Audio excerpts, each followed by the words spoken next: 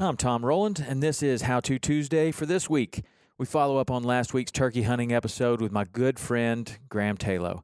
If you haven't listened to that one yet, be sure to give it a listen as he discusses woodsmanship that leads to the calling that he goes over in this episode. And he gives us some tips on how to get that turkey to come to you. This one is interesting and educational. Graham thinks like a turkey, and he certainly sounds like a turkey. Enjoy. All right. Now I'm going to do a hen. All right. First thing I'm going to do is talk about a henned up turkey, and then I'm going to talk about it going into a turkey you deem has no hens. So, first scenario will be a henned up turkey, and I've already slid in there. We're talking about leaves on the trees. You can get it tight as you can try to force it and get tight because you'd rather get tight on them than you would sit back too far away and not even be in the game. So the first thing I would do is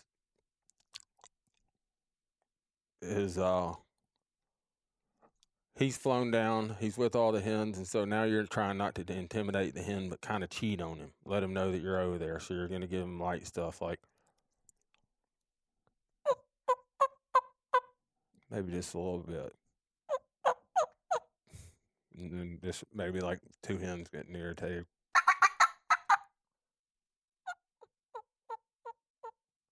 And that little fast deal is two hens that are kind of pecking at each other, running around, and that shot just one hen. So you may get him to come over there a little bit more. And then if that doesn't work, you probably start yelping at him a little bit.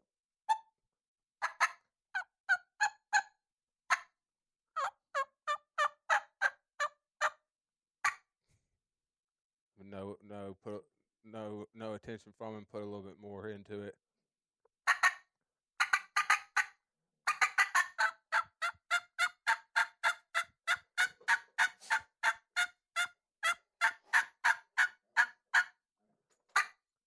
And start putting your foot down and see how he reacts. And if he doesn't react, leave him alone and try to circle around him and get on to him in a different way.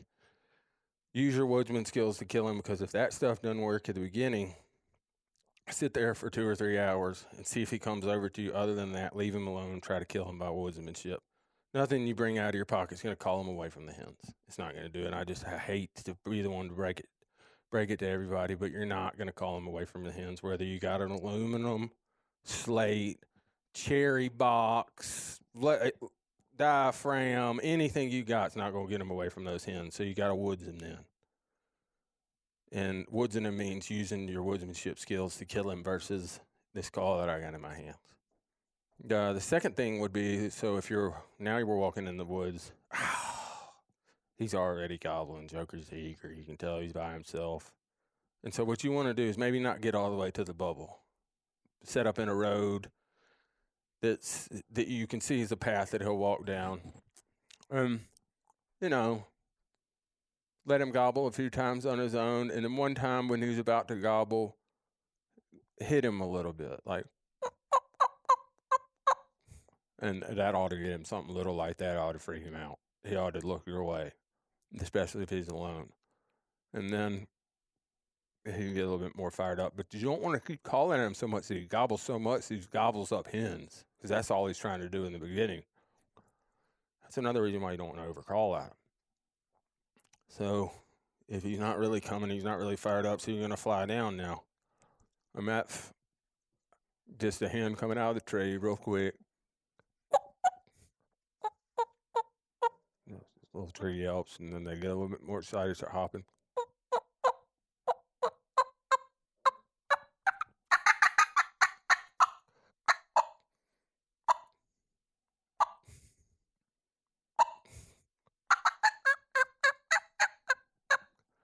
That may be all I give him right there for the whole day, especially if he responds really well.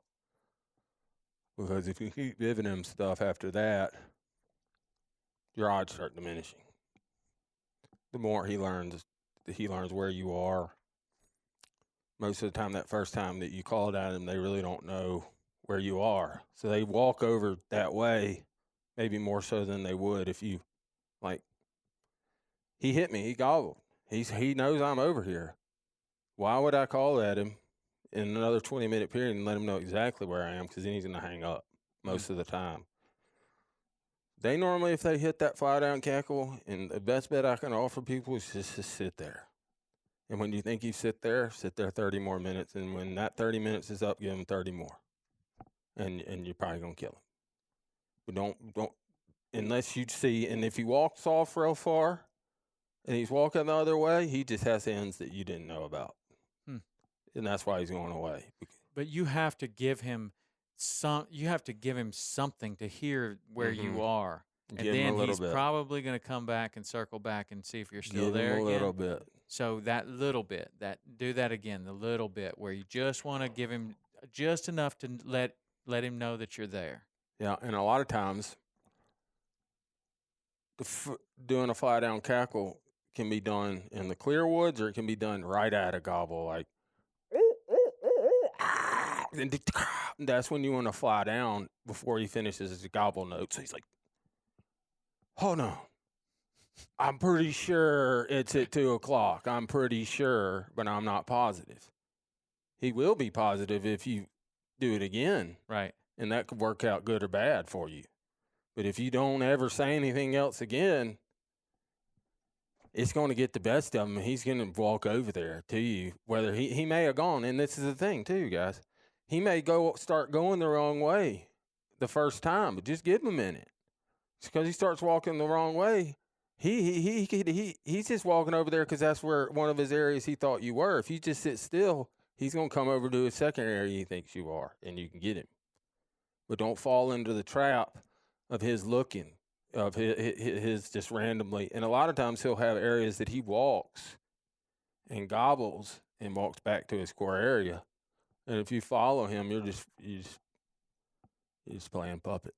But if you just hold your ground, stay real still, on that first call, you'll kill more turkeys than most people that you know. What about when he walks off and you see him walk off and he walks up over a hill?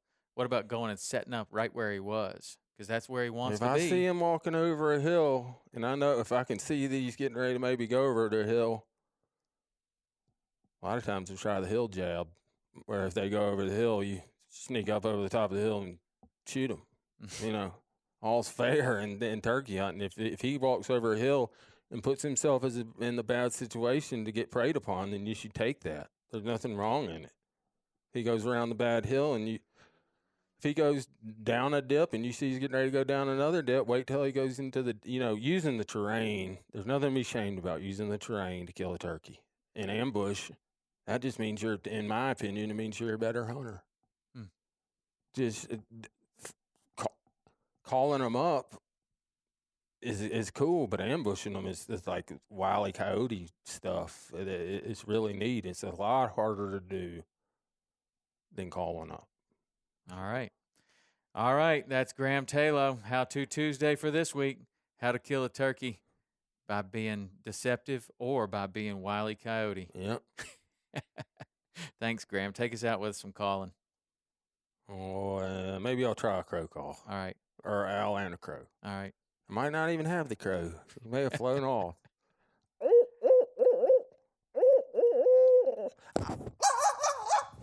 She flew off.